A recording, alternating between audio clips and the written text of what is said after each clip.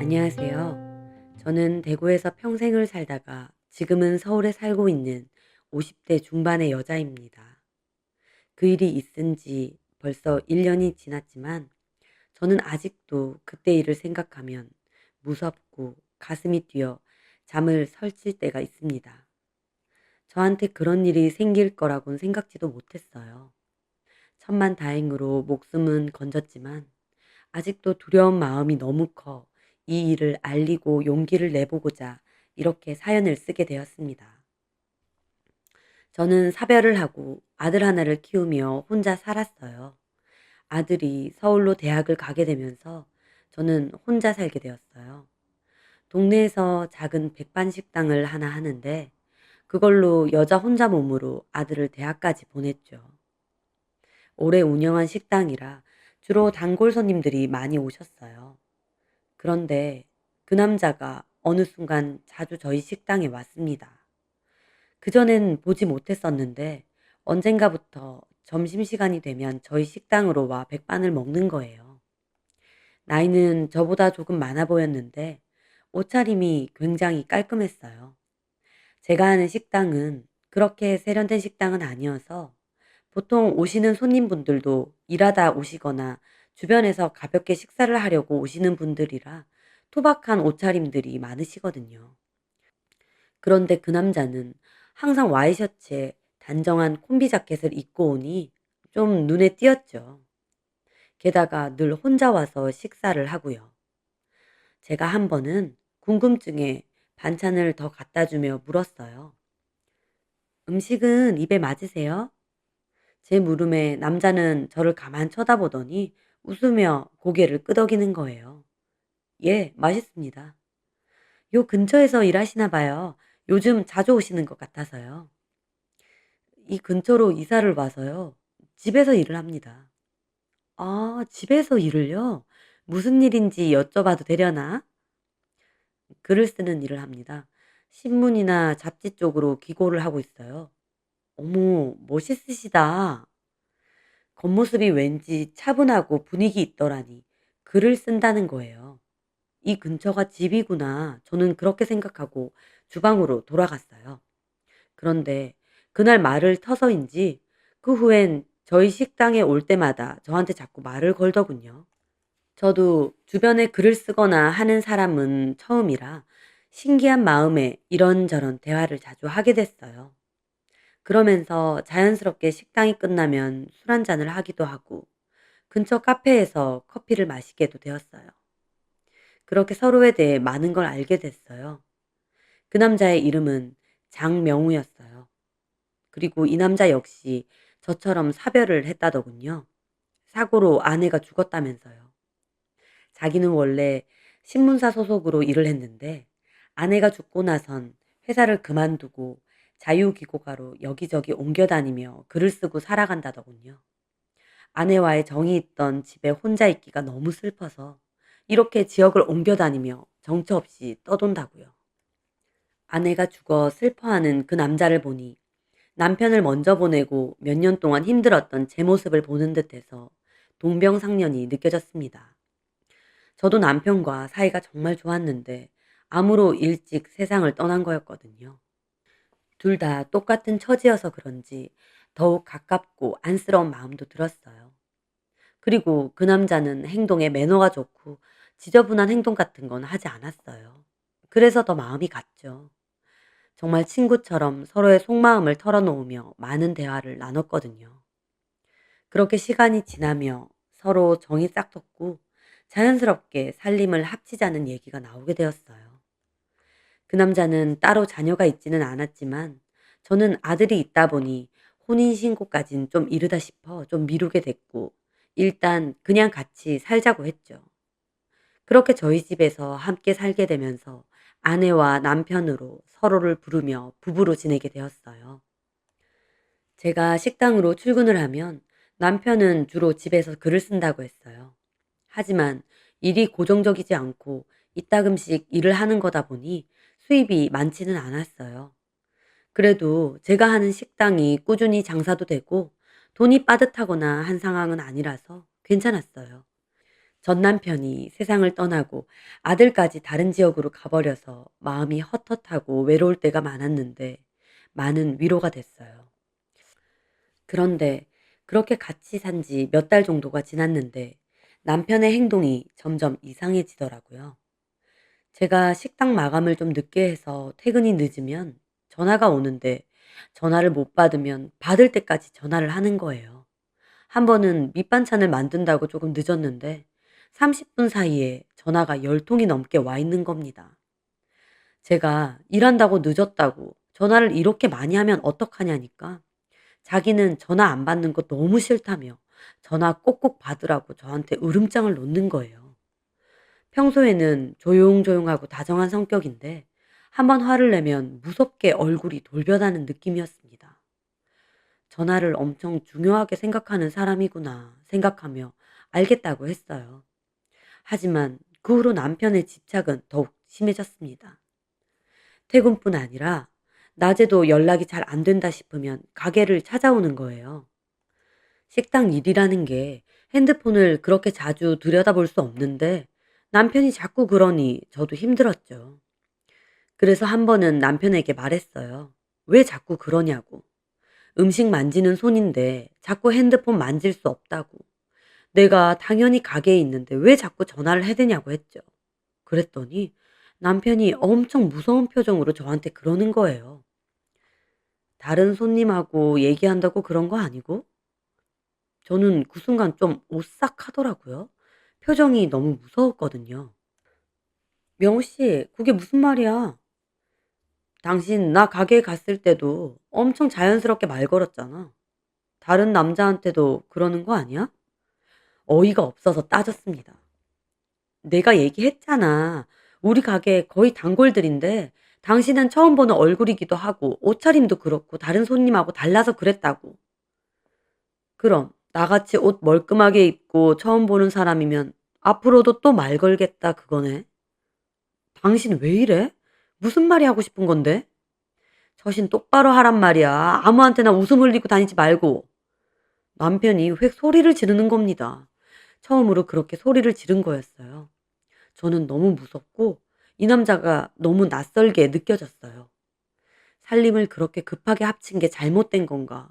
온갖 고민을 하는데 다음 날에 비가 오니까 남편이 우산을 들고 퇴근길에 식당 앞을 찾아왔더라고요. 코까지 사들고요. 이게 뭐냐니까 어제 너무 미안했답니다. 그러면서 하는 소리가 미안해. 당신도 알다시피 와이프 먼저 보내고 나 완전 폐인같이 살았잖아. 근데 당신처럼 발랄하고 예쁜 새 와이프를 얻어서 나 다시 행복을 찾은 것 같았거든. 당신이 너무 좋다 보니 내 마음이 좀 불안했던 것 같아. 내가 바보 같겠지만 당신을 너무 좋아해서 그런 거라고 생각해줘. 그렇게 말하는 남편의 얼굴이 너무 진심 같아 보였어요. 저는 전날 소리 지르는 남편의 얼굴에 충격을 받았지만 또 남편의 얘기를 들으니 그럴 수도 있겠다 싶어 이해하는 마음이 들었습니다. 한편으론 나를 그렇게 좋아하나 싶기도 했고요. 그렇게 화해를 하고 집으로 가는 길이었는데요. 집 근처에 다다랐을 때 뭔가 기분이 묘한 거예요. 고개를 살짝 돌려봤다가 깜짝 놀랐어요. 저 멀리서 웬 남자가 검은 옷에 검은 우산을 들고 저희 쪽을 보고 있는 거예요. 제가 깜짝 놀라자 서둘러 그 사람은 몸을 숨겼어요. 왜 그래? 아니, 방금 어떤 남자가 남편이 쳐다봤지만 그 검은 남자는 이미 몸을 숨긴 뒤였죠. 누구? 아니야. 그냥 지나가던 사람인가 봐. 저는 뭔가 찜찜했지만 그렇게 그날 일은 지나갔습니다. 그렇게 며칠이 지나고 가게에 쉬는 시간이었어요. 가게에 들른 야채 거래처 사장님에게 커피를 한 잔 드렸어요. 그리고 야채값이 너무 올랐다. 그래도 야채는 더 싱싱해졌다 등등 식재료에 대한 얘기를 좀 나누고 야채 사장님은 커피 잘 마셨다 하고 돌아가셨어요. 그리고 나중에 퇴근 시간쯤에 자기 가족들 거 사면서 같이 샀다고 꽈배기를 한 봉지 주고 가셨어요. 동네 분이니 아내분도 제가 잘 알고 워낙 애처가시거든요. 꽈배기는 나중에 집에 가서 남편이랑 먹어야겠다 싶어 놔두고 마감을 하며 문을 닫으려는데 저는 숨이 멎을 듯 놀랐습니다. 가게 건너편에 또 그 남자가 있는 거예요. 빗속에 서 있었던 검은 옷의 남자요. 제가 너무 놀라자 남자는 황급히 몸을 차에 숨기더니 가버리더군요. 저는 일단 급한 대로 차 번호판을 외웠어요. 너무 의심스럽고 수상했거든요. 도대체 저 사람은 뭘까? 왜 자꾸 내 주변을 서성일까? 너무 오싹하고 무서웠죠. 스토커 그런 건가 싶기도 하고요. 집으로 가는 길에 그래도 혼자 사는 게 아니라 남편이라도 있어서 다행이다 생각하며 집으로 갔을 때였어요. 그런데 남편은 그날 난리가 났어요. 뭔가 잔뜩 고린한 얼굴로 소파에 불도 안 켜고 앉아 있는 거예요. 제가 뭐 하냐고 했더니 저를 빤히 쳐다봐요. 불도 안 켜졌는데 저를 보니 좀 무섭더라고요. 제가 급하게 불을 켜고 왜 그러냐고 하니 제 손에 들린 꽈배기를 획 빼앗더니 그대로 바닥으로 집어 던지는 거예요. 제가 너무 놀라서 미쳤냐고 무슨 짓이냐 하니 야채 가게 사장하고 무슨 사이냐요. 너무 어이가 없는 거예요. 저희 집에 10년 동안 야채 납품해주는 분이거든요. 근처에 가게가 있어서 가족들도 다 아는 사이일 정도로 친해요. 그런데 갑자기 무슨 사이냐니요. 저도 화가 나서 따져 물었습니다. 당신 진짜 왜 이래? 우리 가게 야채 납품해 주시는 분이야. 당신도 알잖아. 그래, 알지. 근데 왜 그 남자가 당신네 가게에서 커피 먹고 이런 것까지 사다 주냐고? 커피야. 야채 갖고 오셨으니 그냥 대접한 거야. 자판기 커피. 그리고 꽈배기는 자기 가족들 먹으라고 사는 김에 내 거 산 거라고 했고. 그러니까 가족들 거 사는데 당신 걸 왜 사는데? 남편의 눈이 좀 이상하더라고요. 한마디로 좀 돌아버린 것 같다고나 할까요? 저는 이 남자 진짜 왜 이러나 싶었어요.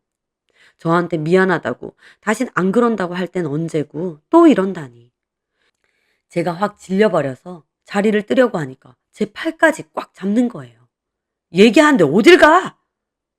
뭐 하는 짓이야? 무슨 얘기? 당신 혼자 오해하고. 진짜 오해 맞아? 아, 저는 그 순간 너무 질리고 무섭고 짜증나서 이 남자랑 못 살겠다 싶었습니다. 같이 산지 얼마나 됐다고 이런 집착이라니요. 당신 진짜 왜 이래? 피곤하다 진짜. 그럼 아무하고도 얘기하지 마? 그게 아니라 커피를 왜 주냐고. 자판기 커피 그게 뭐라고. 야채 사장님 우리 집 오면 본인이 그냥 마실 때도 있어. 근데 오늘은 야채를 좀 많이 들여온 거라서 내가 그냥 뽑아 드린 거야. 그리고 이까지 꽈배기가 뭔데? 이거 한 봉지에 3,000원 하는 거야. 자기 가족들 거 사면서 거래처니까 내 것도 하나 사줬다는데 이게 뭐? 남편은 제 말에도 여전히 절 노려봤어요. 저도 화가 나서 말했죠. 당신 이런 사람이야? 아무것도 아닌 일에 트집 잡고 의심하고. 분명 안 그러기로 했잖아. 당신 이러면 나 너무 피곤해, 지치고. 내가 싫어졌다는 거야?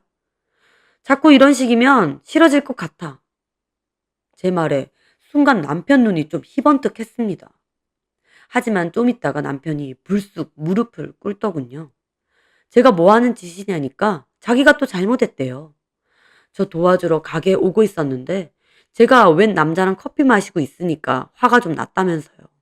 자기도 자기가 왜 이러는지 모르겠다네요. 저도 그날은 화가 나서 생각 좀 해보자며 방으로 그냥 들어가 버렸어요. 그날 가만 누워 있는데 머릿속이 복잡하고 기분이 너무 안 좋더라고요. 웬 이상한 시커먼 남자는 주변을 배회하는 것 같고 남편은 저렇게 집착이 심하고 너무 성급하게 살림을 합친 건가 싶기도 하고 이래저래 마음이 심란했습니다. 그렇게 다음 날이었어요. 저는 심란한 기분으로 장사 준비를 하고 있었는데 누군가 불쑥 가게로 들어오는 거예요. 아직 오픈 시간도 아닌데요. 제가 아직 문 안 열었다고 말하며 고개를 드는데 너무 놀라 소리를 지를 뻔했습니다. 그 빗속에 있던 시커먼 남자가 가게 안으로 들어온 거였어요. 역시나 시커먼 옷에 시커먼 모자까지 쓰고 우두커니 서 있는 거예요. 당신 뭐야? 저는 놀라서 경찰에 신고를 하려고 했어요. 안녕하세요. 놀라게 했다면 죄송합니다. 남자가 불쑥 그렇게 말을 하는 거예요. 저는 전화기 버튼을 누르다 말고 행동을 멈추고 남자를 쳐다봤어요. 남자는 모자를 벗고 미안하다며 고개를 숙이는 거예요. 저는 여전히 경계를 하며 물어봤어요. 누구세요? 고개를 든 남자를 보니 저보다는 나이가 좀 어려 보였습니다. 장명우 씨 아시죠? 남자가 그렇게 말했습니다. 장명우는 제 남편 이름인데 남편을 아는 사람인가 싶더군요.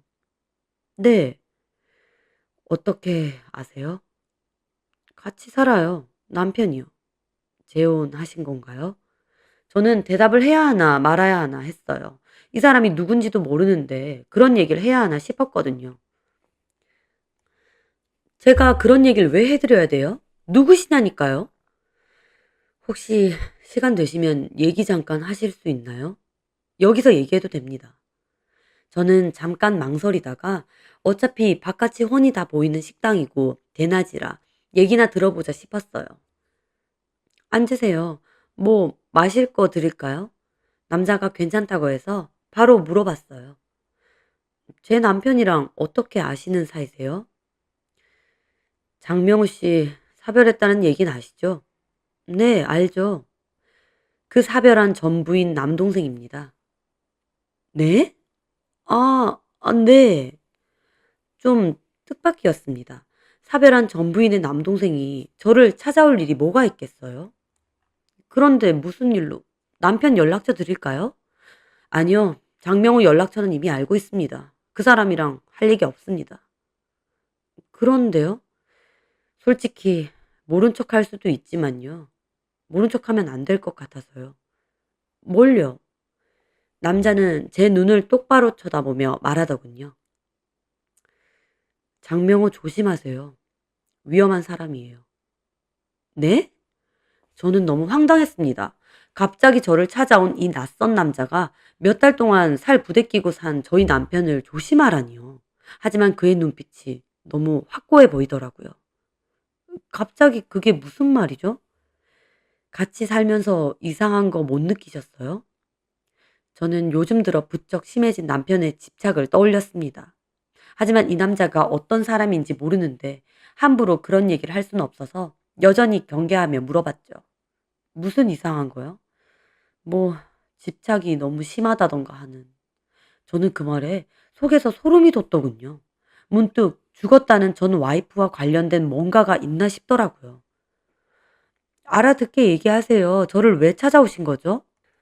저희 누나 어떤 사고로 죽었는지 들으셨나요? 네, 방화 사고로. 그 방화 장명우가 저지른 거예요. 네? 저는 정말 기절초풍할 뻔했습니다. 방화 사고로 사람이 죽었는데 그 방화를 남편이 저질렀다니요. 제가 부모님도 없고 누나가 저 거의 키워줬어요. 저한테는 누나이기 전에 부모나 다름없죠. 저 키워준다고 결혼도 안 했을 만큼요. 그러다 뒤늦게 장명우 그놈을 만난 거예요. 결혼하겠다고 하길래 저 때문에 혼자 사는 누나가 너무 안쓰러워서 잘 살라고 했어요. 저희 누나가 원래 되게 복스럽고 성격도 엄청 밝거든요. 근데 결혼하고 1년도 안 돼서 얼굴이 반쪽이 된 거예요. 반쪽인 정도가 아니라 피골이 상접해질 만큼요. 게다가 계속 뭔가를 불안해하고 어쩌다 절 만나도 빨리 집으로 가야 한다고 초조해하고 아무래도 누나가 좀 이상해진 것 같았어요.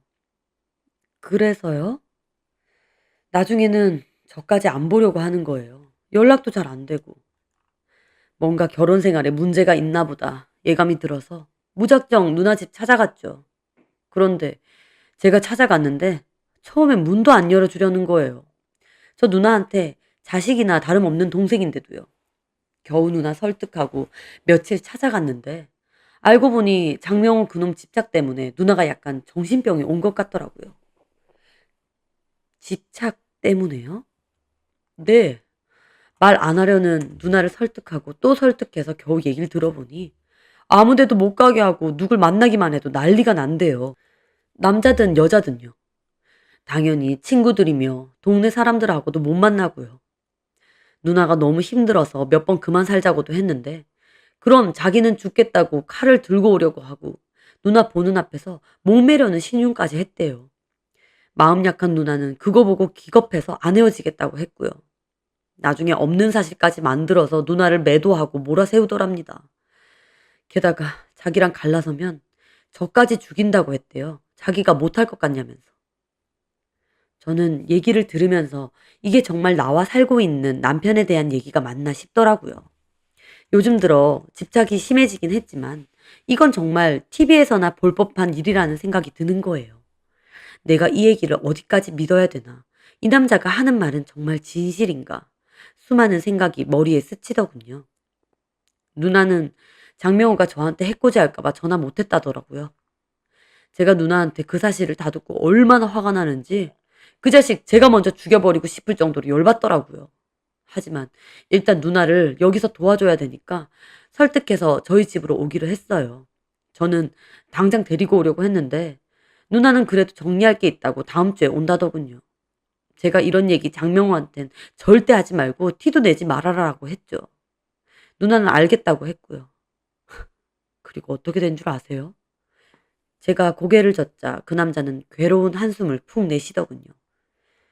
이틀 뒤에 그 집에 방화 사건이 생긴 거예요. 경찰 말로는 누나가 술을 먹고 가스불을 켜놔서 자살을 한 것 같대요. 기가 막혔죠. 제가 절대 아니라고 장명호 조사해보라고 했는데도 따로 밝혀진 게 없다고 했어요. 부검도 해봤는데 다른 소견 없이 술 먹고 잠들다가 질식사로 죽었다고요. 사건이 있던 날 장명호는 집에 왔다가 일이 있어서 그 전에 이미 나갔다고요. 너무 억울한 죽음이었어요. 저는 장명호를 몇 번 찾아가기도 했는데 오히려 저더러 무슨 소리를 해서 그 사람이 자살까지 하게 만드냐고 저를 몰아세우는 거예요. 사람 몰아세우는 게 장난 아니더라고요.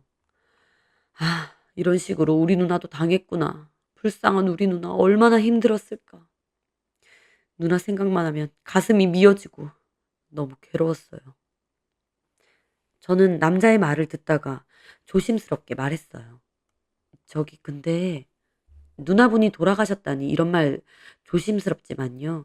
경찰에서도 누나분이 스스로 목숨 끊으셨다고 했고 남편이 그랬다는 증거도 없는데 어쩌면 누나가 정말 그랬을 수도 있잖아요.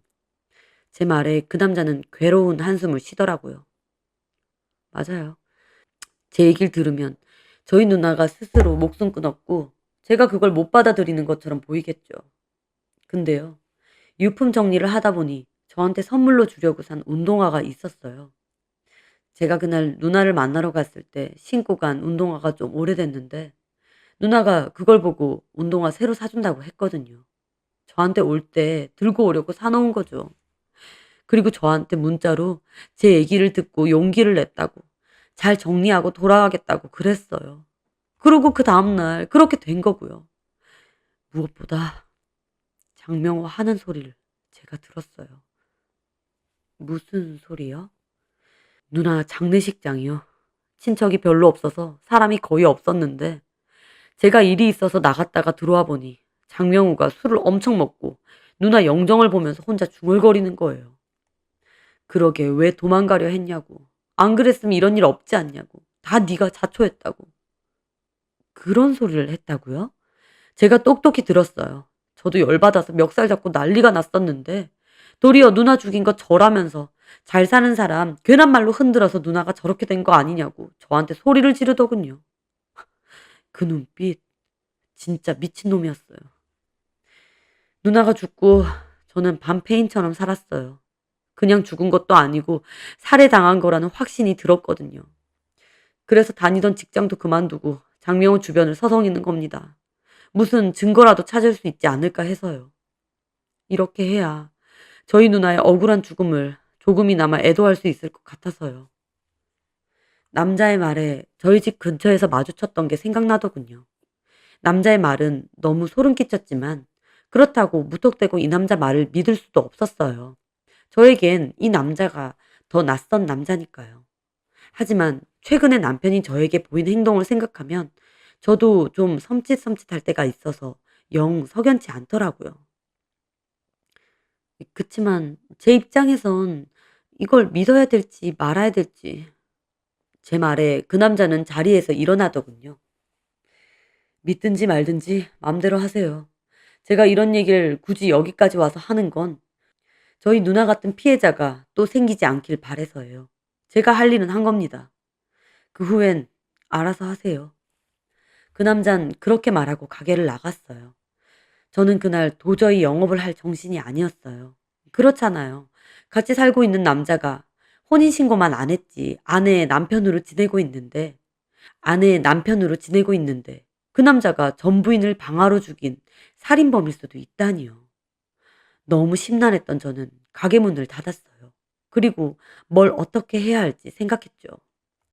저 말이 사실인 건지 아니면 저 남자가 저희 남편한테 무슨 억하심정이 있어서 저런 소리를 꾸며내는 건지 혼란스럽더라고요.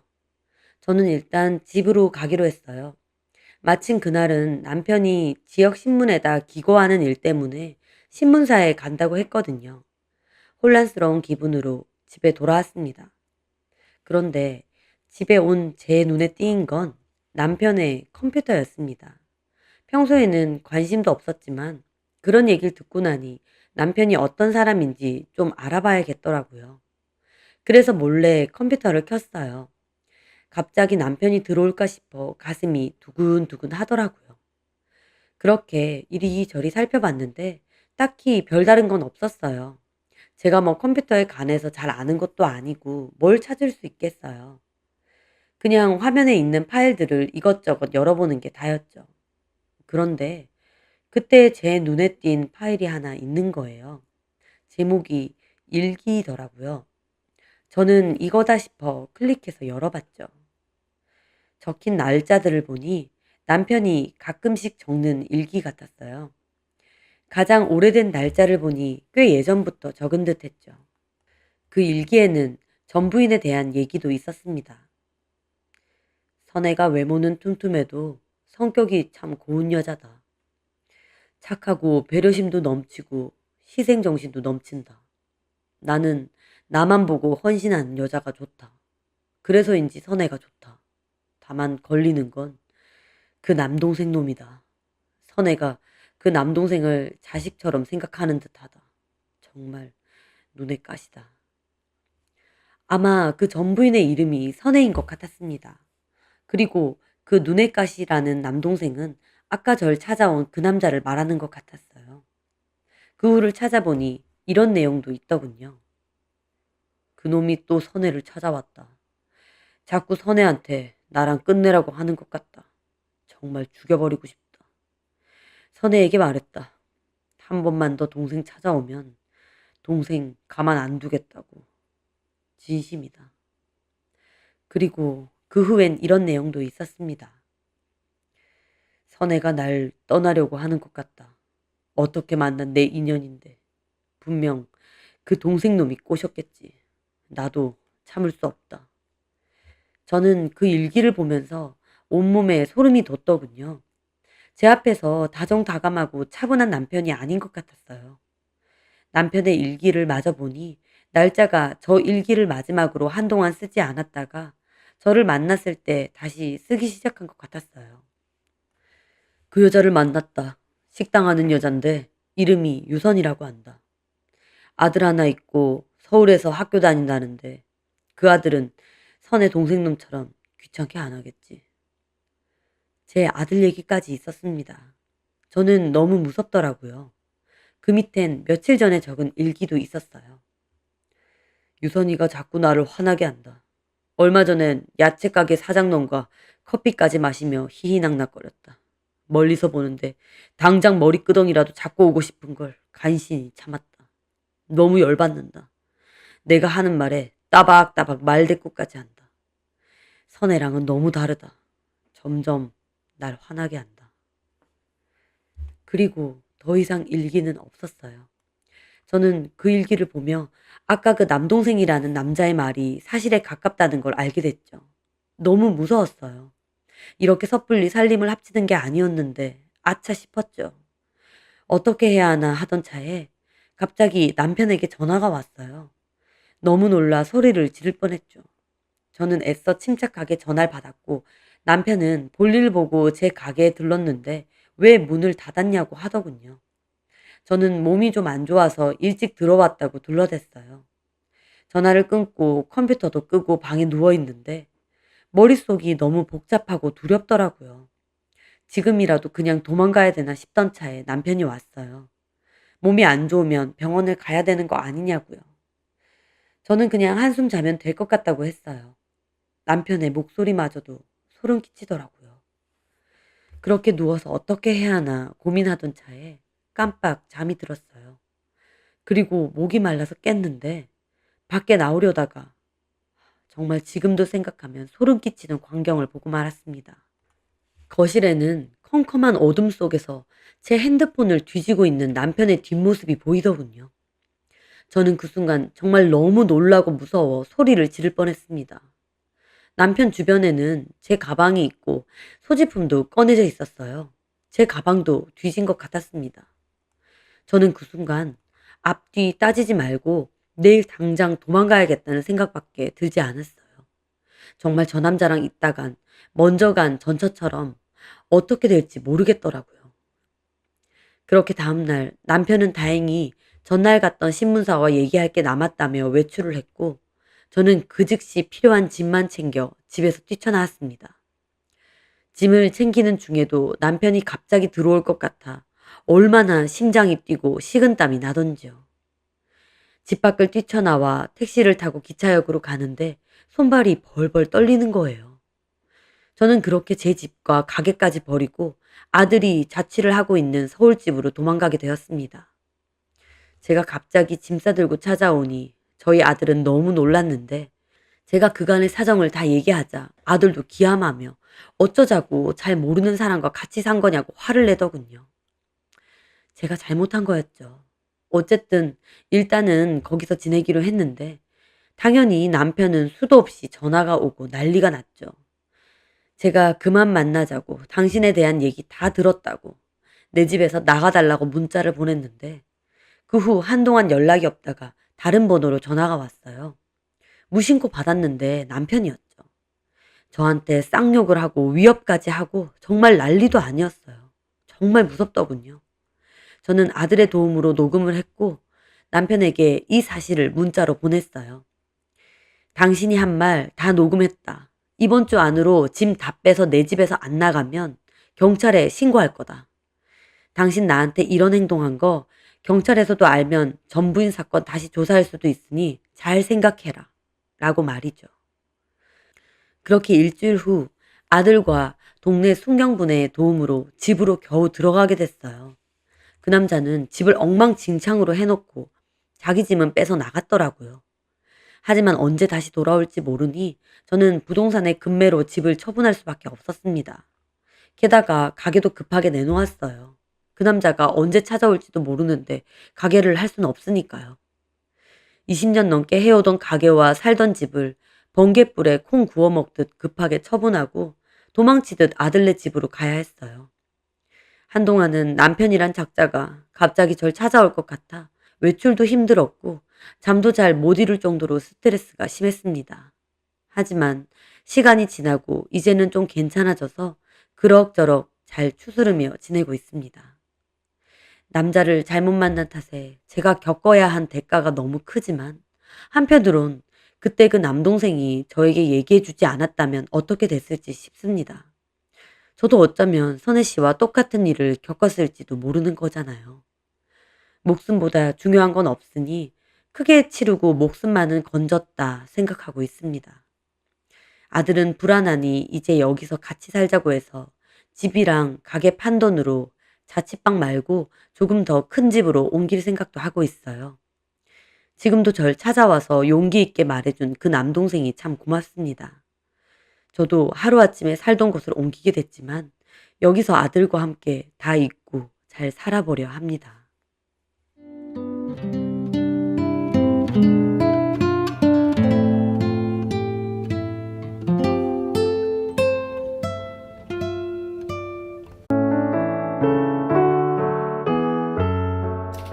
안녕하세요.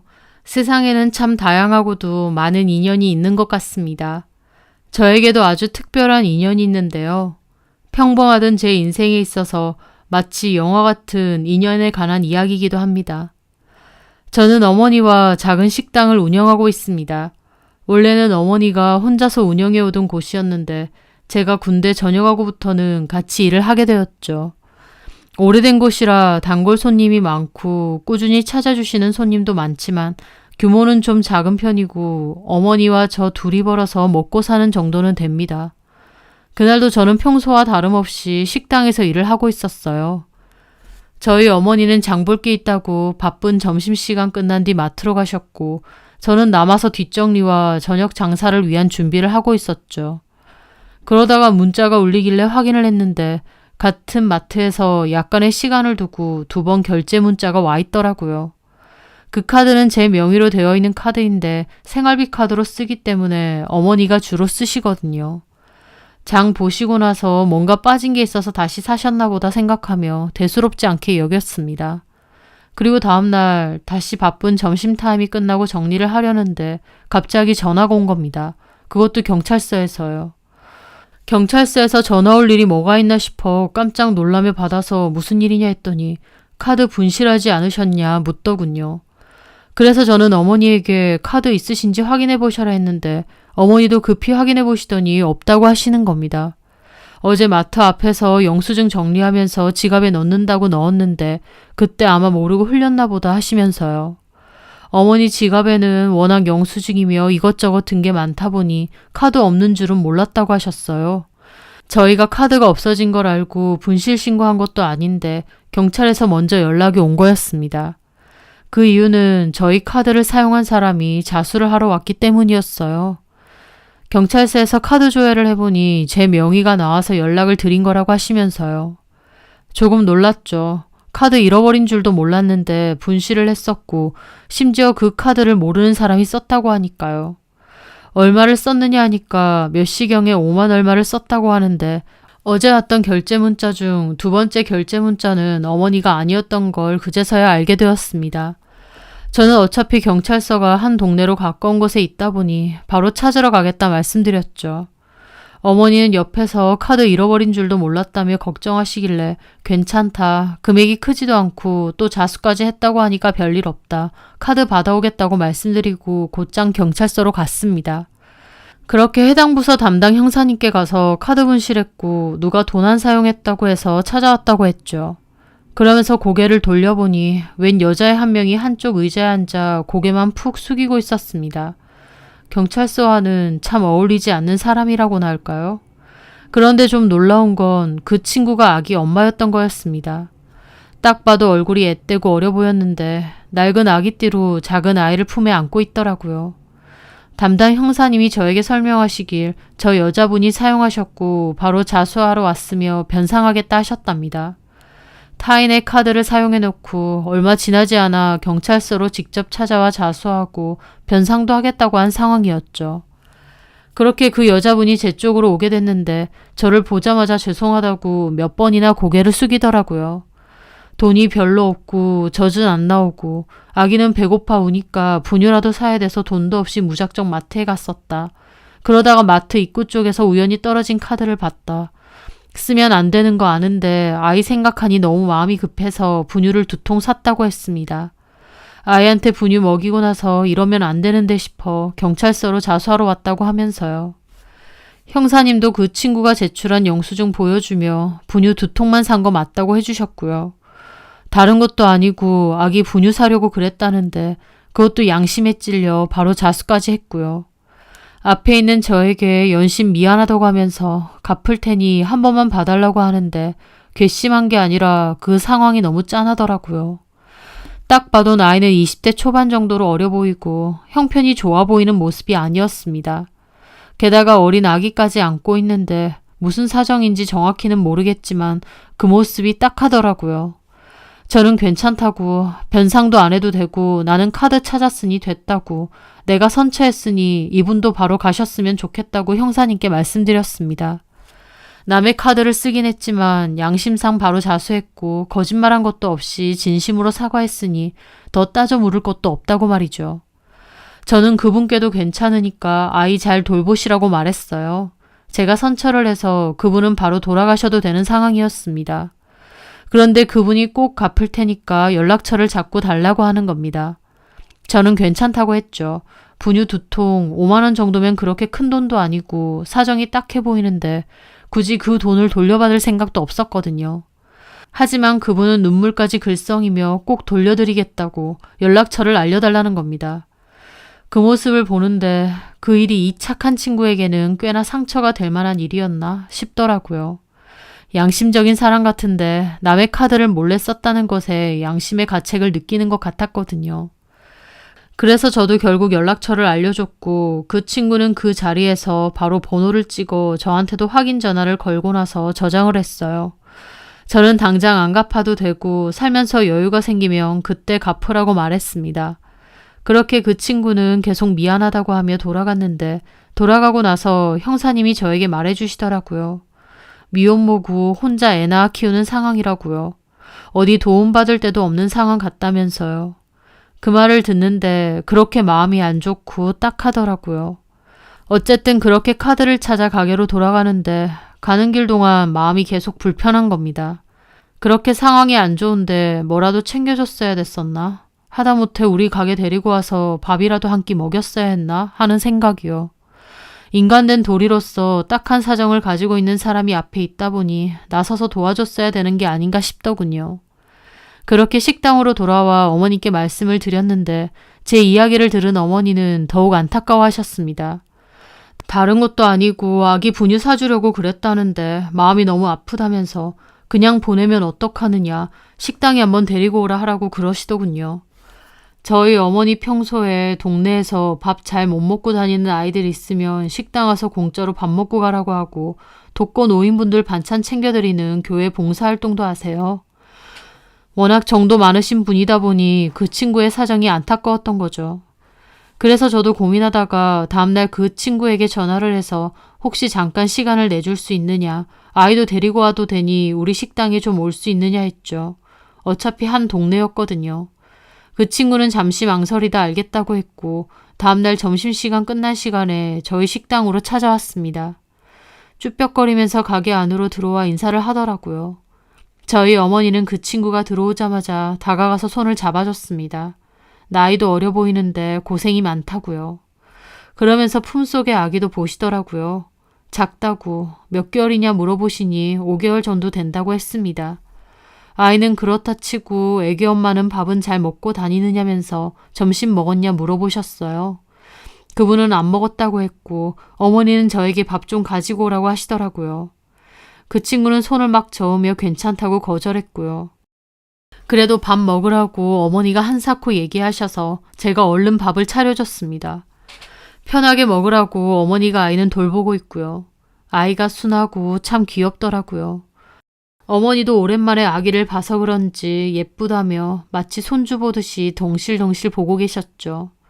그 와중에 그 친구는 그 상황이 너무 뻘쭘하고 민망한 건지 처음엔 좀 쭈뼛거리면서 깨작거리다가 나중엔 열심히 먹더라고요. 굶은 건지 잘 못 먹은 건지 허겁지겁 말이죠. 저는 옆에서 지켜보다가 밥을 좀 더 챙겨왔습니다. 괜찮다고 했지만 제가 편하게 마음껏 먹으라 하니까 결국 제가 들고 온 밥까지 마저 먹더라고요. 그걸 보는데 짠하기도 하고 어린 나이에 혼자서 아기 키우고 살려고 하면 많이 고생했겠다 싶었습니다. 그렇게 식사를 끝내고 어머니는 마트 다시 가자고 이것저것 사야 되니까 저보고 차키 챙기라고 하셨어요. 그 친구도 얼떨떨한 얼굴로 따라왔죠. 그렇게 마트에 가서 아기에게 필요한 분유랑 기저귀, 네이하고 그 여자분 집에서 먹을 만한 쌀하고 생필품하고 먹을 것도 좀 샀습니다. 그 친구는 한 사코 됐다고 안 사주셔도 된다고 했지만 어머니가 내가 사주고 싶어서 사주는 거다 괜찮다고 하시며 열심히 끌고 다니면서 필요한 건 카트에 다 담으라고 하시더라고요. 과일 같은 것도 담았습니다. 잘 먹어야 젖도 나오는데 잘 안 먹어서 그렇다고 하면서요. 그렇게 같이 다니는데 갑자기 따라오던 그 친구가 뒤에서 흐느끼는 겁니다. 갑자기 왜 그래? 죄송해요. 너무 감사해서요. 실은 제가 엄마가 없는데 엄마가 있으면 이런 느낌인가 싶어서 울컥해서요. 그 얘기를 듣는데 저도 괜히 울컥하더라고요. 저희 어머니도 눈시울을 붉히시고요. 어머니는 그 친구 등을 토닥여 주셨어요. 제가 이런 걸 다 받아도 되나 모르겠어요. 죄송한 입장인데 오히려 이런 것까지. 받아도 돼. 내가 사주고 싶어서 사주는 건데 당연히 받아도 되지. 그리고 애기 엄마, 다른 것보다 아기만 생각해. 아이한테 필요한 건 해줘야지. 고마운 거 그런 건 나중에 생각해도 돼. 아휴, 혼자서 고생이 많았나 보네. 저희 어머니가 안쓰러운 마음으로 토닥여 주었고 그 친구도 한참이나 훌쩍이더라고요. 그렇게 필요한 거 사서 나왔고 갖다 주러 운전해서 그 친구 집 근처로 갔습니다. 그 친구는 딱 봐도 열악해 보이는 고시원 비슷한 원룸촌에서 살더라고요. 저희 어머니 그거 보시고 더 마음이 안 좋아지신 듯 했죠. 여기서 사는 거야? 예, 여기까지 오셨는데 잠깐 들어가시겠어요? 그래도 되려나?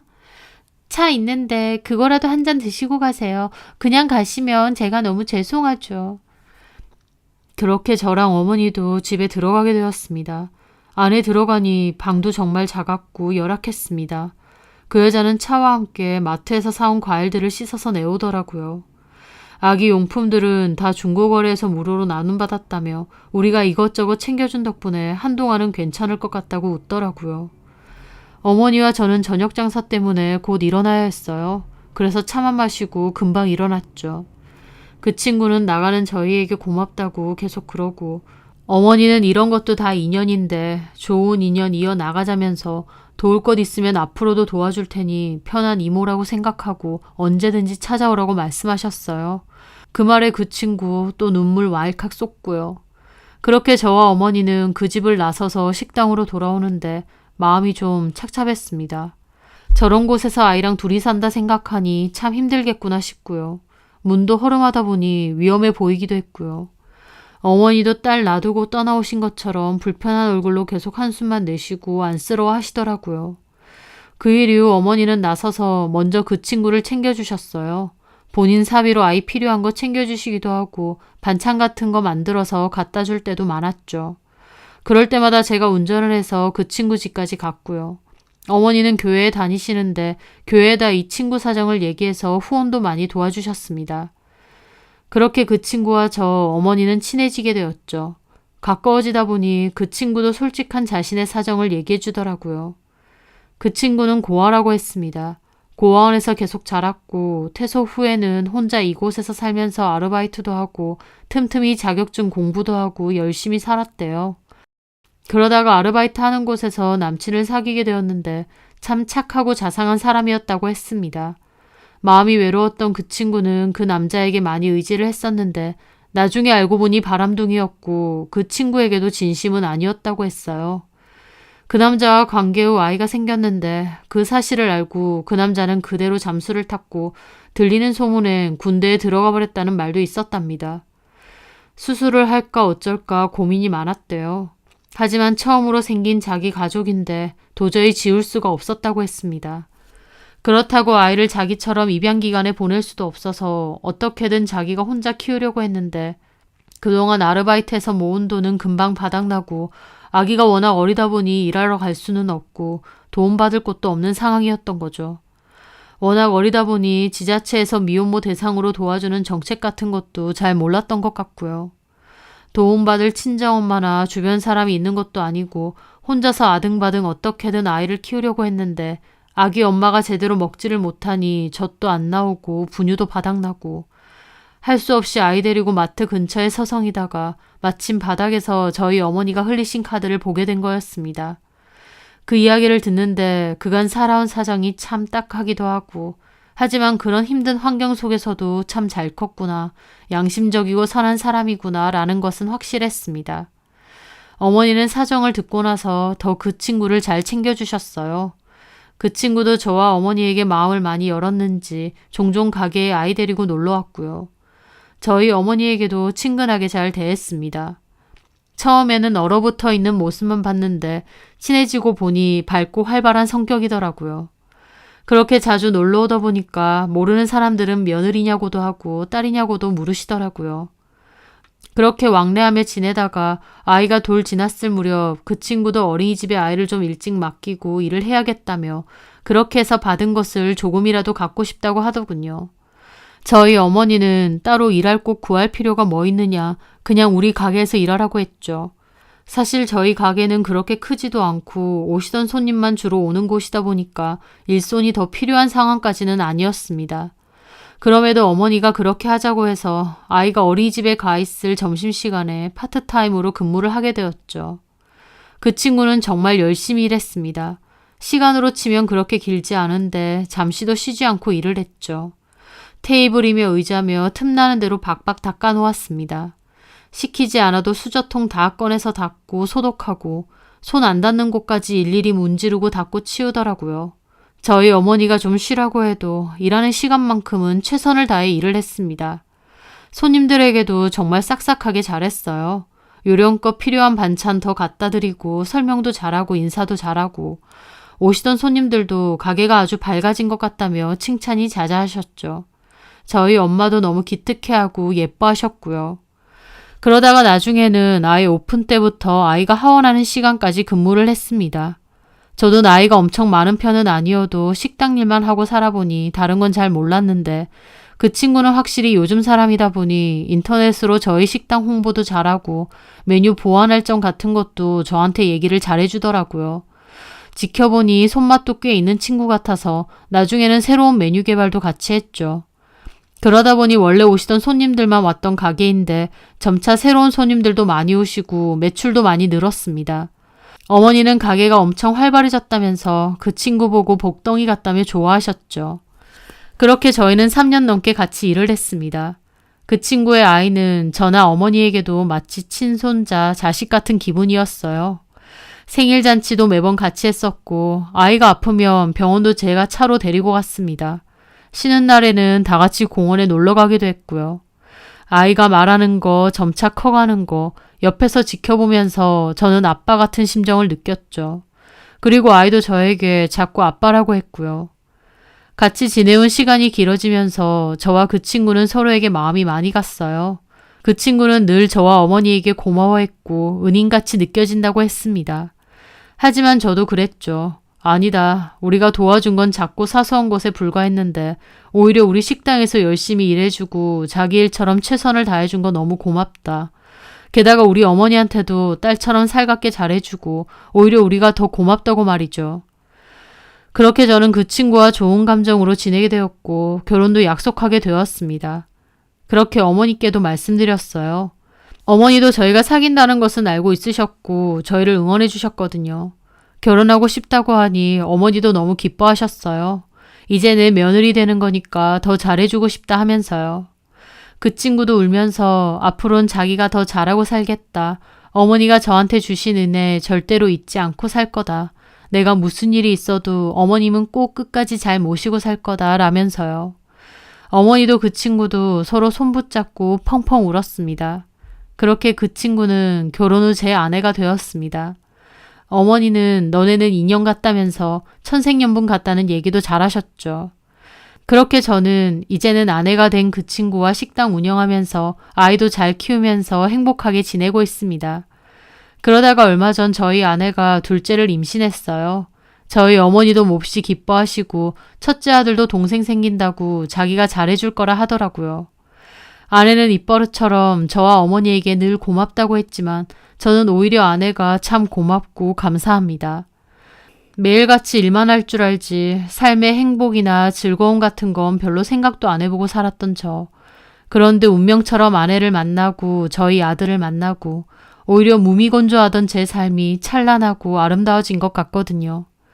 그 누구보다 가장 예쁘고 사랑스러운 아내, 그리고 저희 아들, 앞으로 태어날 저희 아이까지 어머니와 함께 지금처럼 행복하게 잘 살았으면 합니다. 제 사연 들어주셔서 감사합니다.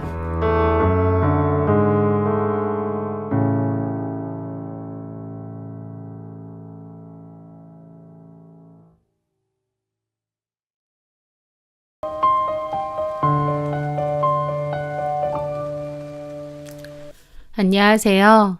저는 후한무치한 남편과 시댁 식구들을 손절하고 이혼한 30대 여자입니다. 한때는 그 사람들을 가족으로 여기고 살 때도 있었지만 그 사람들에게 저는 가족이 아니었어요. 그저 이용해 먹기 좋은 호구일 뿐이었죠. 그걸 깨달은 후 저는 하루라도 더 그 사람들과 가족 관계를 유지할 수 없다는 것을 결정하고 결판을 냈습니다. 계속 어영부영 그 사람들과 지내는 건 세상에서 그 누구보다 저를 사랑해주고 마지막까지 걱정했던 저희 아빠한테도 못할 짓이니까요. 저희 부모님은 금슬이 좋으셨습니다. 엄마가 아빠를 많이 좋아해서 많이 쫓아다녔다고 하셨는데 제가 보기엔 아빠가 훨씬 더 엄마를 많이 좋아하시고 걱정하셨어요. 외할아버지는 작은 수입 대행업체를 운영하셨었는데 외할아버지의 부탁으로 아빠는 그때 다니시던 회사를 그만두고 외할아버지와 함께 일하셨어요. 저희 아빠가 워낙 머리가 좋으시고 또 사업 수완도 좋으신 편이었습니다. 그래서 외할아버지가 작게 운영하시던 회사를 몹시 성장시키셨어요. 외할아버지는 아빠 보고 복덩이라고 잘 그러셨고 아빠는 외할아버지에게 자기를 믿어주셔서 감사하다는 말을 많이 하셨습니다. 가족끼리 사이도 좋고 부모님도 금슬이 몹시 좋은 편이셨어요. 덕분에 저는 살면서 힘든 것도 별로 없이 유복한 외동딸로 컸습니다. 문제라면 어려운 거 하나 없이 자란 탓에 세상 물정을 모른다는 거였죠. 큰 고난 없이 살아온 저에게 가장 큰 인생의 고비는 엄마가 돌아가신 것이었어요. 제가 대학생 됐을 무렵 엄마는 암 선고를 받고 1년 뒤에 돌아가셨습니다. 씩씩하고 밝은 엄마셨고 암투병 중에도 그 밝은 모습을 잃지 않으셨어요. 하지만 갈수록 몸 상태가 악화되어 돌아가시기 전엔 저와 아빠를 많이 걱정하시고 미안해 하시더라고요. 저도 아빠도 남몰래 우는 일이 많았습니다. 앞에서는 명랑한 척 다 괜찮은 척 굴었지만 사실은 아빠도 저도 엄마를 잃는다는 게 너무 무섭고 두려웠죠. 하지만 아빠는 잘 할 수 있으니 걱정 말라고 엄마를 안심시켜 드렸습니다. 그리고 엄마는 눈을 감으셨어요. 아빠나 저나 한동안은 너무 깊은 슬픔에 빠져 있었고 저도 삶에 의욕이 안 생겨 한 학기는 휴학을 하고 집에서만 시간을 보낼 정도였죠. 엄마를 보낸 후 아빠는 생각이 많아지신 듯 했습니다. 회사 운영도 중요하지만 가족과 건강이 더 중요하다는 생각을 많이 하신 것 같아요. 사실 아빠가 너무 바쁘셔서 가족끼리 시간은 많이 못 보냈거든요. 그 뒤로 전문 경영인을 앞세워 회사 운영을 맡기셨고 아빠는 건강을 챙기는 동시에 저와도 시간을 많이 보내셨습니다. 이제 가족은 우리 둘뿐이니 의지하며 씩씩하게 살아가자고. 너를 잘 키워서 결혼도 잘 시키고 해야 너네 엄마 볼 낯이 있다고 하시면서요. 그때 아빠랑 여행도 많이 다니고 추억도 많이 만들었어요. 지금 생각해보면 그때 아빠와 시간을 많이 보냈던 것이 얼마나 다행인지 모릅니다. 그때의 추억은 지금도 저에게 살아갈 힘을 만들어주니까요. 그 후 저는 대학을 졸업하고 아빠 회사에 채용이 되어 일을 하게 되었습니다. 말단 직원부터 시작했고 결혼하면서 잠깐 휴직하기 전까지는 열심히 일했습니다. 아빠도 저에게 나중에 회사를 물려줄 생각이 있다고 하셨기에 더 열심히 일을 했었죠. 그러다가 그 남자를 만나게 되었어요. 퇴근 후 새로운 운동을 해보려고 클라이밍을 시작했는데 그 남자는 클라이밍 강사였습니다. 건강하고 남자다워 보이는 외모에 성격도 유머러스했어요. 그 남자는 자기를 그 클라이밍 센터의 공동 대표라고도 소개했습니다. 저는 그 남자에게 강습을 받다가 가까워지게 되었고 그 남자의 고백으로 센터 밖에서도 연락을 주고받게 되었어요. 그 전까진 연애 경력이 많지는 않았던 저는 매력 있는 그 남자에게 푹 빠지게 되었고 2년 정도 연애도 하게 되었습니다. 그리고 결혼 이야기도 오가게 되었어요. 그 과정에서 알게 된 건데 그 남자는 자기가 그 센터의 공동 대표라고 했는데 사실상 그 남자의 지분은 거의 없었어요. 그냥 이름만 앞세운 일종의 바지사장 같은 거고 월급 받는 직원이나 다름없더라고요. 월급도 그렇게 많지는 않았는데 그 월급마저도 시댁 생활비로 거진 쓰이고 있어서 모은 돈도 많지는 않았고요. 하지만 그때 당시 저에게 그런 건 중요하지 않았습니다. 저희 집이 어려운 것도 아니고 서로 사랑하는 마음만 있으면 상관없다고 생각했거든요. 그래서 결혼까지 감행을 했고 사실 결혼하는 비용도 거의 저희 아빠가 대주셨고 결혼 후에도 저희 아빠에게 기대는 부분이 많았습니다. 저는 결혼하고 아이 갖는 문제로 휴직을 하고 집에 있었어요. 남편은 그때까지도 본인이 버는 돈은 다 시댁 생활비로 줬기 때문에 저희 집 생활비는 저희 아빠가 내주셨습니다. 아빠가 여유 있게 도와주셨기 때문에 남편도 결혼 전보다 훨씬 여유 있게 살았고 눈치 보지 않고 카드도 잘 썼어요. 말끝마다 능력 좋은 장인어른도 계신데 사위도 이 정도는 써줘야 되는 거 아니냐는 소리도 잘했죠. 건실하고 성격도 싹싹하고 저희 아빠한테 잘하려고 하는 게 좋았는데 막상 결혼해서 살아보니 허세나 허용도 심한 편이고 가벼운 사람이었습니다. 게다가 성격적인 부분에서도 경악스러운 부분이 간혹 있었어요. 공감 능력도 별로 없고 이기적인 부분도 많았던 거죠. 그렇기에 한 번씩 어떻게 저런 생각을 하지 싶으면서 경악스러운 부분도 있었습니다. 예를 들어 TV를 보다가 그런 일이 있었어요. 오랜 기간 간병을 하다가 병원비 때문에 결국 자기 어머니의 산소호흡기를 빼고 본인도 스스로 목숨을 끊었다는 기사가 있었는데요. 오랜 간병과 어려운 사정 때문에 극단적인 선택을 해야 했던 그 일이 너무 안타깝게 느껴졌습니다. 저런 상황이 닥치면 얼마나 힘들까 싶었는데 남편 옆에서 한다는 소리가 저건 부모 잘못이지. 돈 없으면 보험금 두둑히 들어놓고 하루라도 빨리 가주는 게 자식한테 좋은 일인데 결국 자식 인생까지 망쳤잖아. 라는 겁니다. 저는 깜짝 놀라서 되물었죠. 무슨 그런 말을 해. 돈 없으면 보험금 들어놓고 빨리 가줘야 된다니. 세상에 아프고 싶은 사람이 어딨고 그렇게 죽고 싶은 사람이 어딨어. 제 말에 남편은 어이없는 웃음을 짓더라고요. 그러더니 아이고 공주니 세상 물정 모르고 곱게만 자라서 그래. 현실을 잘 몰라. 돈 없고 아파서 저러고 있는 게 얼마나 자식한테 민폐야. 저는 그 말에 소름이 쭈뼛하더라고요. 이 남자는 정말 그런 생각을 하고 사나 싶기도 했죠. 그런데 남편은 툭 하면 저보고 세상 물정 모른다고 곱게만 자랐다고 잘 그랬습니다. 제가 보기엔 남편도 마냥 힘들게 자란 것도 아닌 것 같은데 말이죠. 그것뿐만이 아닙니다. 돈이 최고다라는 소리를 습관처럼 잘했고 돈 없으면 찌그러져 살아야 한다는 소리도 잘했어요.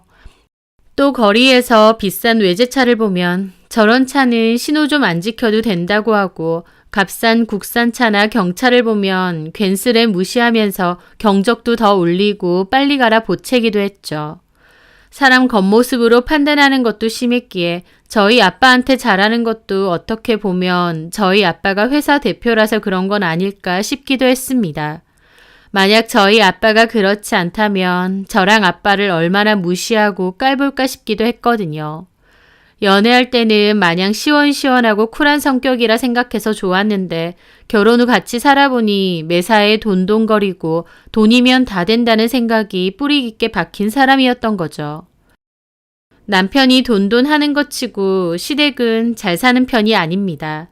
어려운 형편에 남편 클라이밍 국가대표 시키려고 빚도 지고 돈을 많이 투자하신 것 같은데 결국 남편은 자잘한 상은 탔지만 국가대표는 되지 못했죠.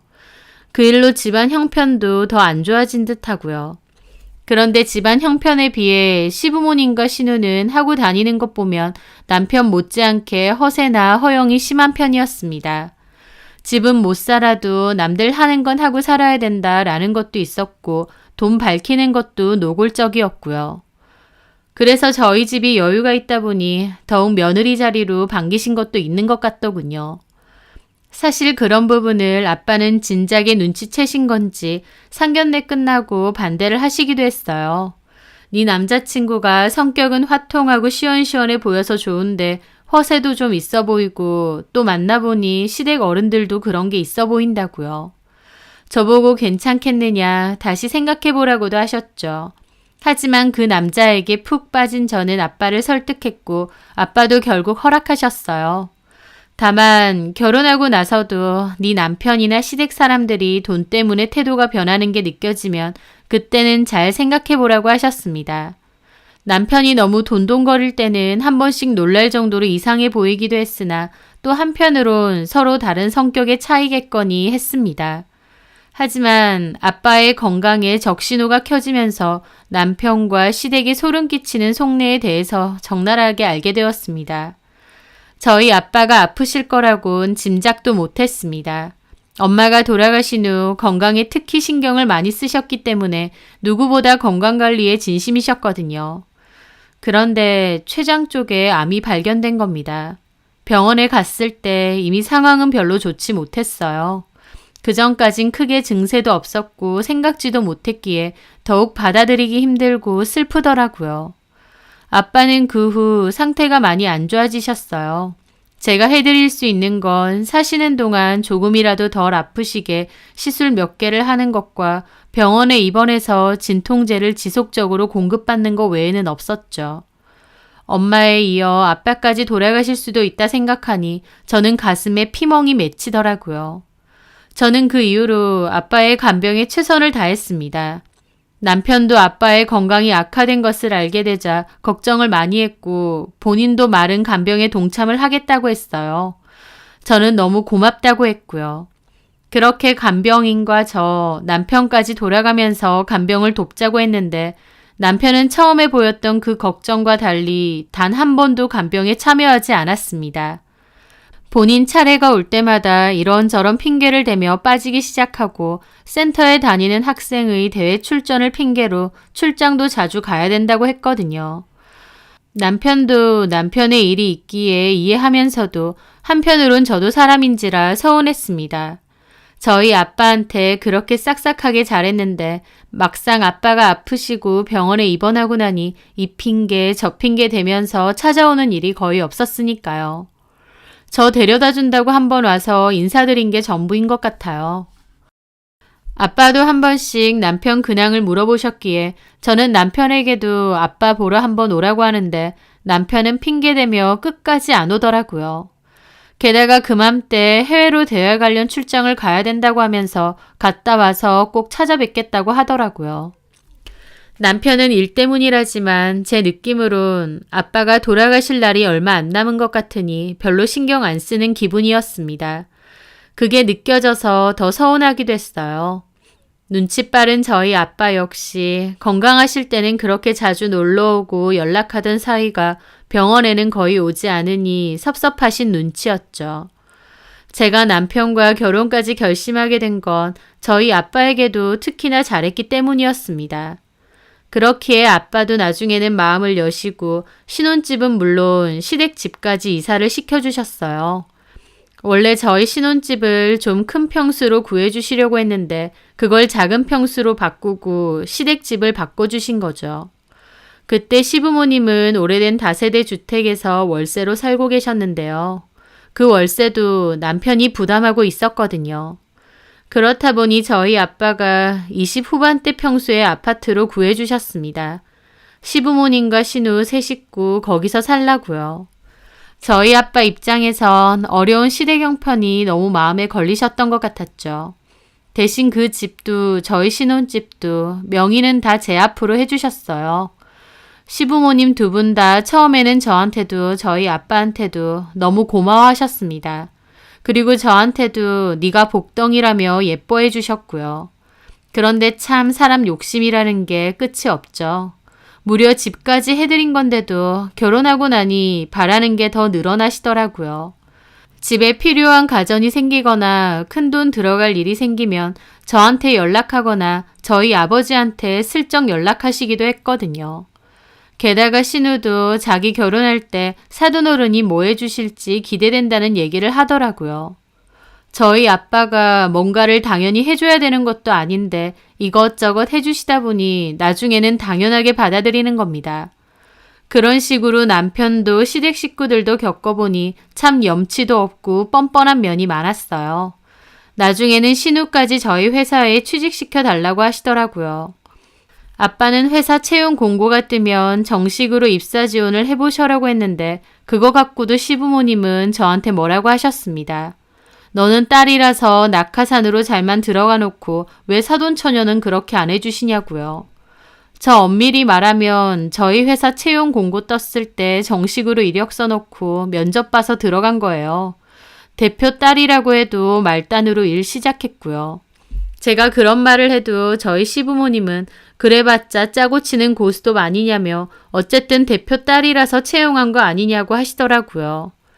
짜고 치는 고스톱이든 뭐든 신우를 저희 아빠 회사에 넣어줘야 되는 이유도 없는데 시부모님도 신우도 갈수록 요구가 뻔뻔해진다는 건 저도 느꼈습니다. 저나 저희 아빠가 무슨 도깨비 방망이도 아닌데 너무 당연하다는 듯 돈동거리면서 뜯어낼 생각만 하니까 저도 점차 마음이 식어갔죠. 그래도 한편으론 아빠까지 아프셨기에 그 시댁 식구들과 남편에게 기대는 마음도 생겼습니다. 아빠까지 돌아가 버리시면 이제는 그 사람들이 내 남은 식구들이구나 싶었거든요. 미우나 고우나 마음 한켠에 저도 남편과 시댁 식구들을 의지하는 게 컸던 거죠. 그런데요, 그게 얼마나 멍청하고 바보 같은 생각이었는지 머지않아 알게 되었습니다. 그 사람들은 저를 가족으로 조금도 생각 안 한다는 것도요. 남편이 해외 출장을 가버린 뒤 저는 혼자 아빠의 간병을 시작했습니다. 하지만 아빠의 건강 상태는 하루가 다르게 급속도로 안 좋아지시는 게 보였어요. 그런 아빠를 아무것도 할 수 없이 옆에서 지켜보는 건 마음이 무너지는 일이었습니다. 그리고 한켠으론 그나마 기댈 곳인 남편도 너무 그리웠어요. 그래서 남편에게 전화를 했습니다. 남편은 자다 일어난 건지 잠긴 목소리로 여보세요 하더라고요. 그 목소리를 듣자마자 눈물이 나와서 훌쩍였습니다. 왜 그래? 무슨 일 있어? 아빠 보고 있으니까 너무 안쓰럽고 마음도 안 좋고 힘들어서. 그렇구나. 자기가 많이 힘들겠네. 저기 근데 여기 숙소인데 지금 다 자고 있거든. 아, 그래? 선수랑 같은 방 쓰는데 컨디션 조절도 그렇고 통화 길게 하면 안 될 것 같아. 나도 피곤해서 자고 있던 참이고. 아, 그렇구나. 그래, 알았어. 끊을게. 끊을게. 남편은 그리고 전화를 바로 끊더라고요. 상황이 그렇다 하니 이해는 하지만 너무 매정하게 전화를 끊어버리니 섭섭하기도 했습니다. 와이프가 울면서 속상하다고 전화가 왔으면 잠깐 베란다나 복도 같은 데 나가서라도 전화를 받아줄 수 있을 텐데 싶기도 하고요. 하지만 남편도 일정 때문에 너무 피곤하겠지, 자다 일어났으니 그런 거겠지 생각하며 섭섭한 마음은 접어두었죠.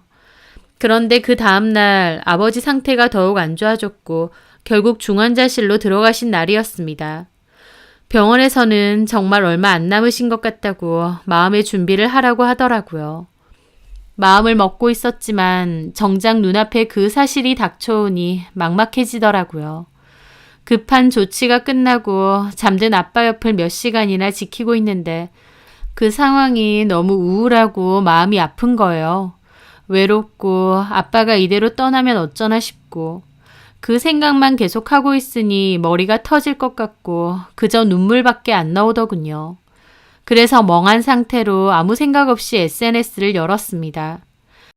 SNS에는 남들이 올려대는 사진이나 동영상 등이 넘치다 보니 그냥 흘러가듯 보고 있으면 시간도 잘 가고 복잡하던 마음도 좀 비워지는 듯 했거든요. 그렇게 멍하게 지인들의 사진을 넘겨보는데 그 순간 익숙한 얼굴이 하나 보이는 겁니다. 바로 저희 시누이였어요. SNS에서는 연락처가 저장되어 있으면 그 사람의 계정도 잘 띄워주다 보니 신우의 SNS 계정도 저한테 뜬 것 같았죠. 바로 1시간 전에 신우가 사진을 찍어 올린 것 같았어요. 신우는 수영복을 입고 고급 풀빌라에서 신난 얼굴로 사진을 찍어서 올렸는데요. 몰랐는데 언제 해외로 놀러 갔나 싶기도 하고 친구들이랑 놀러 간 건가 싶기도 했죠. 그렇게 사진들을 가만히 보게 되었는데 그 사진들을 보던 저는 손발이 벌벌 떨리고 숨도 쉴 수가 없었습니다. 왜냐면 그 사진에는 저희 남편과 시부모님이 다 찍혀 있었거든요.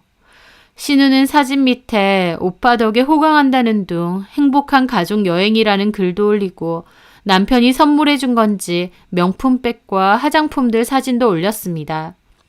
능력 좋은 오빠가 면세점에서 사준 것들 하고요. 저한테는 센터 소속 선수 대회 때문에 어쩔 수 없이 출장 간다고 해놓고 거짓말한 채 가족끼리 고급 풀빌라로 여행을 떠난 것이었습니다. 와이프는 차갑고 어두운 병원에서 아버지 간병하면서 서글퍼하고 있는데 남편이란 놈은 거짓말까지 하고 지네 가족들하고 룰루랄라 놀러 간 거였죠. 게다가 능력 좋은 오빠라뇨. 결국 그거 저희 생활비 카드로 다 쓴 걸 테고 그 생활비는 저희 아빠 통장에서 나가는 건데요. 한마디로 저희 아빠 돈으로 남편이고 시댁 식구들이고 편하게 먹고 살 수 있었던 건데 그런 아빠가 오늘 내일 할 정도로 위독한 상태가 되어 누워 계신데 가족이라고 잘만 하던 것들이 자기들끼리 거짓말하곤 해외여행이라뇨. 그 사진들을 보는데 뒷골이 서늘해지면서 온몸에 피가 다 빠져나가는 것 같았습니다. 게다가 바로 전날까지도 옆에 선수들이 있어서 긴 통화는 어렵다고 뻔뻔하게 거짓말을 한 남편도 떠올랐죠. 출장은 개뿔, 어떻게 그렇게 목소리 하나 안 떨리고 거짓말을 하나 싶더군요. 분노로 몸이 부들부들 떨리는데도 그 인간들을 향한 마음은 한없이 싸늘해져 갔죠. 신우의 어이없는 SNS 허세가 아니었으면 저는 이 사실을 까마득히 모를 뻔했습니다. 하긴 제가 SNS 같은 거 안 하는 줄 알고 당당하게 이렇게 올렸겠죠. 그 사진들을 보고 또 보는데 그렇게 비참하고 먹먹할 수가 없더라고요. 아, 이 인간들한테 나는 가족 아니구나. 우리 아빠도 그냥 아무 상관없는 사람이구나. 그냥 돈만 필요했던 거구나 깨달았던 거죠. 도저히 참을 수가 없어서 남편이 집으로 돌아오기로 한 바로 전날 평생 안 하던 화상통화를 걸었습니다. 당연히 처음에는 안 받더라고요. 그리고 1시간쯤 뒤에 주변 정리가 다 끝났는지 술 덜 깬 부스스한 얼굴로 전화를 하는 거예요. 아, 미안해. 선수 컨디션 체크도 해야 되고 바빠서.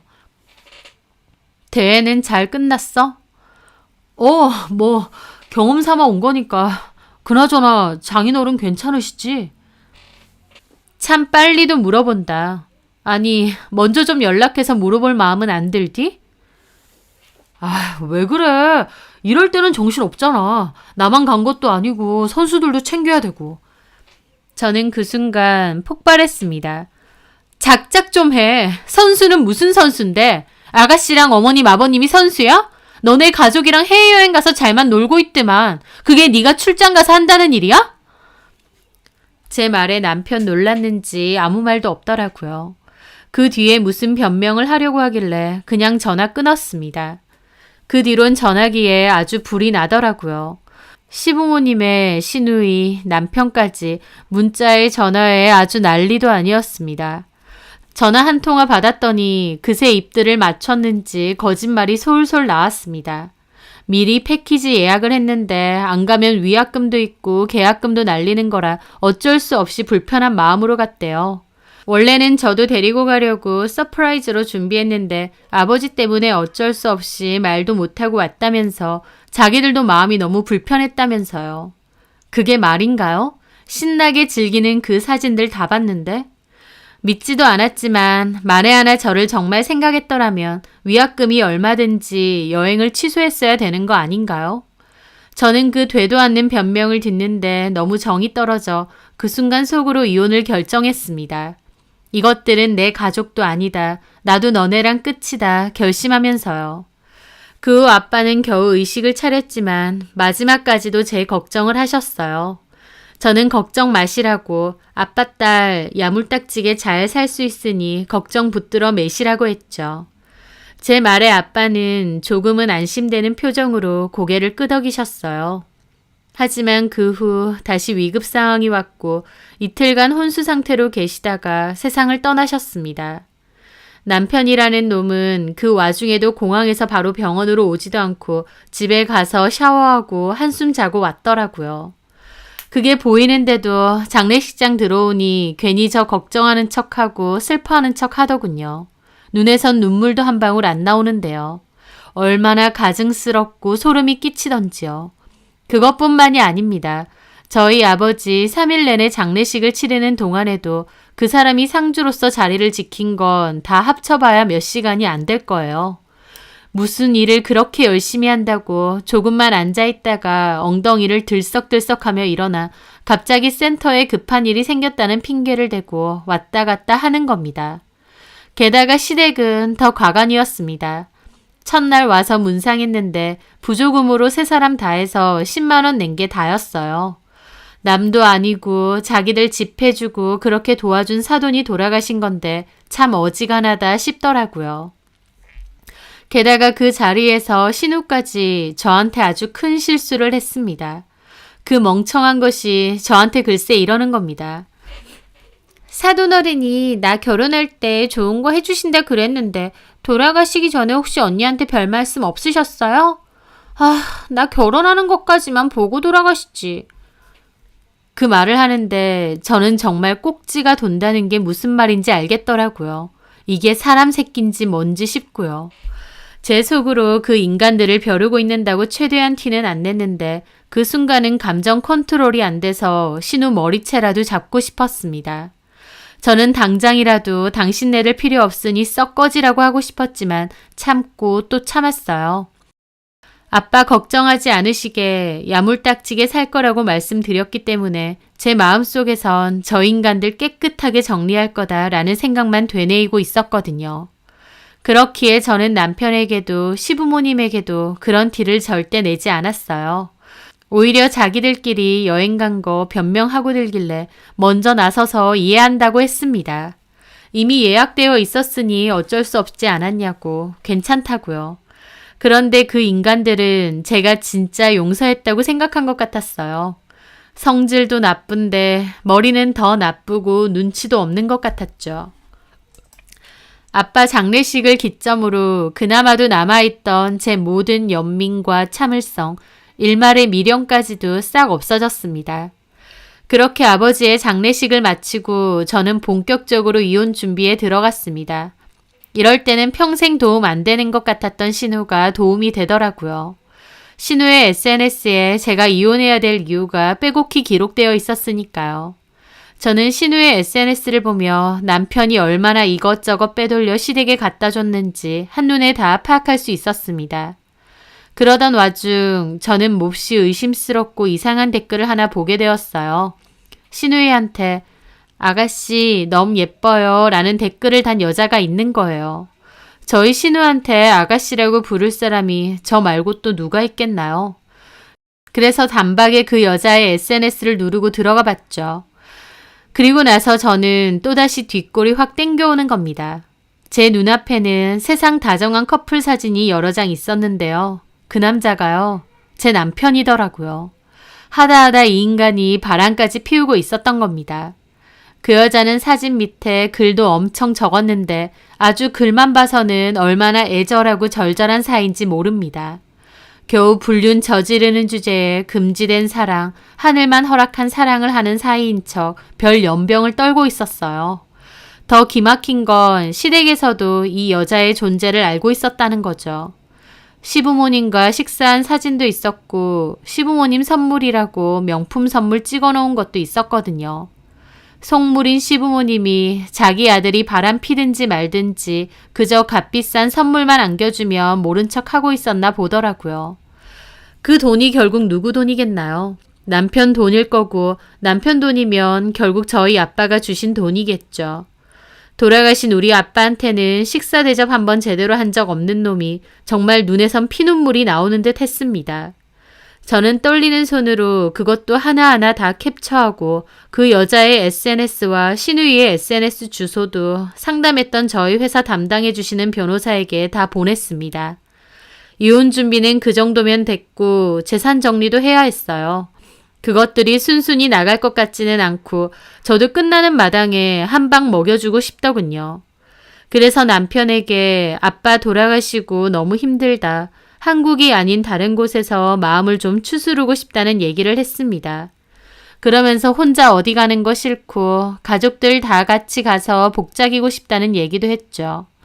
그리고 사실 지난번에 당신이 계획한 여행 같이 못 간 게 많이 아쉽다고 이참에 나트랑 같은 휴양지 가서 3주에서 한 달 정도 여행하면 어떠냐 했습니다. 놀러 가는 거, 특히 해외여행이라면 사죽을 못 쓰는 남편이고 시부모님은 제 미끼를 덥석 물었죠. 아니나 다를까 다음날 오전에 바로 어머님이 전화를 했더라고요. 그래, 잘 생각했어. 한국에 있으면 괜히 너만 더 괴롭지. 좋은 데 가서 아버지도 보내드리고 좋은 시간 갖고 오는 게 좋을 것 같다. 이럴 때 가족이 필요한 거지. 이제 우리가 네 유일한 가족 아니야. 그런데 거기서 3주 넘게 있으려면 옷도 좀 더 있어야 하고 여행 가방도 큰 거 사야 할 것 같은데 준비할 게 한두 개가 아니겠어. 어머님은 여행 가자고 하니 아주 들뜨셨더군요. 그 애한테 필요한 거 사드리라고 할게요. 그러면 다들 괜찮으신 거죠? 괜찮다마다. 내가 이번에 가보니까 나 완전히 동남아 체질이더라고. 아주 말년에 거기 별장 하나 짓고 한국이랑 왔다 갔다 하면서 살아도 좋을 것 같아. 그것도 좋죠 뭐. 그러면 일단 다들 괜찮으신 걸로 알고 제가 다 준비할게요. 잔뜩 들뜬 시댁 식구들과 남편은 신나게 이것저것 쇼핑을 하며 한 달 살이를 준비하더라고요. 게다가 남편은 그 과정에서 센터도 그만두겠다고 했습니다. 이제 아버님도 안 계시고 저도 복귀할 건데 자기도 저희 회사 와서 일하고 싶다고요. 지가 저희 회사 일을 뭘 한다고 온다고 하겠나요? 적당히 한 자리 차지하고 본격적으로 놀고 먹겠다 이거겠죠. 그 속내가 뻔히 보였지만 저는 나는 모르겠다고 당신 알아서 하라고 했습니다. 그렇게 저는 해외여행 준비를 차곡차곡 했죠. 그리고 출발하기 이틀 전에 저는 모두에게 몹시 슬프고 아쉬운 얼굴로 그 사실을 통보했습니다. 어쩌죠? 아무래도 저는 같이 출발 못할 것 같아요.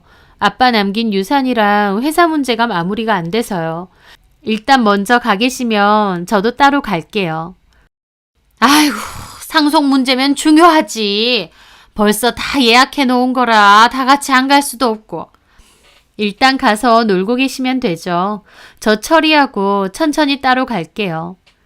제가 못 간다고 하자 시댁 식구들과 남편은 서운한 기색 따위 없이 좋아 죽겠다는 얼굴을 숨기지 못하는 게 참 꼴보기 싫었습니다. 그리고 다 같이 공항으로 떠났어요. 그렇게 그 집 식구들을 다 보내고 저는 바로 제 할 일을 했습니다. 그동안 월세 한 번 안 받고 살게 해줬던 시댁집부터 들어갔어요. 그리고 바로 부동산에 집 내놨습니다. 살림 같은 거 보관해 줄 수 있는 창고도 찾아서 그쪽으로 가재도구 다 옮겼어요. 그리고 집은 시세보다 훨씬 저렴하게 해도 되니 금매로 내놔달라고 했죠. 시세보다 훨씬 저렴한 데다 원래도 인기가 좋은 집이어서 생각보다 빨리 사겠다는 사람이 나타났습니다. 저는 그 길로 집을 바로 정리했어요. 그리고 저는 아빠 회사로 복귀하기로 했는데요. 그때까지 경영을 맡아주시던 분은 3년 정도 더 경영을 해주시면서 저를 도와주시기로 했고 제가 그 뒤로는 맡아서 하기로 했습니다. 그래서 그분은 회사 고문으로 올리고 제가 대표이사로 취임하기로 했죠. 그리고 과정에서 남편과 바람핀 그 여자에겐 상간 소장도 보냈습니다. 중간에 남편이 저에게 언제 들어오냐 연락도 했는데 제가 생각보다 처리할 일이 많다고 못 갈 것 같으니 재밌게 놀다 오라고 했어요. 남편도 좋다구나 알겠다고 하더군요.